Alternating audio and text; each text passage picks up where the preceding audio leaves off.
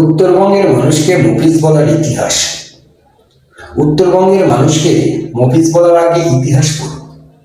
গাইবান্ধা জেলার প্রত্যন্ত এক গ্রামের স্বল্প শিক্ষিত অত্যন্ত সৎ ড্রাইভার ছিলেন মফিজ।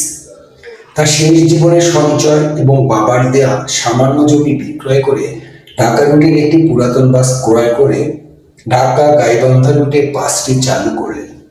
গরিব দরদি মফিজ সাহেব দিনমজুর লোকদের স্বল্প ভাড়ায় ঢাকায় নিয়ে যেতেন।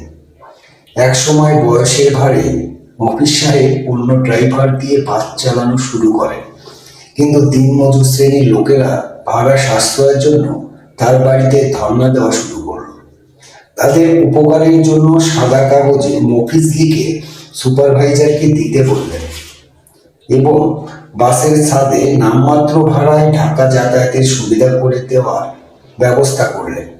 বাসের সুপারভাইজার মফিজ স্বাক্ষরযুক্ত কাগজ সংগ্রহ করে কম ভাড়া আদায় করতেন। তাই বাসের সাথে উচ্চস্বরে সুপারভাইজার বলতেন, কয়জন মফিজ আছো সাথে, অর্থাৎ কয়টা মফিজের স্লিপ আছে। আর এভাবেই গরিবের উপকারী বন্ধু মফিজ শব্দটি চালু হয়। কিন্তু বুকে হাত দিয়ে বলেন তো, মফিজ হওয়ার যোগ্যতা কি আপনার আমার আছে? তাই উচ্চস্বরে বলতে বাধা নেই, আমি গর্বিত, আমি মফিজ।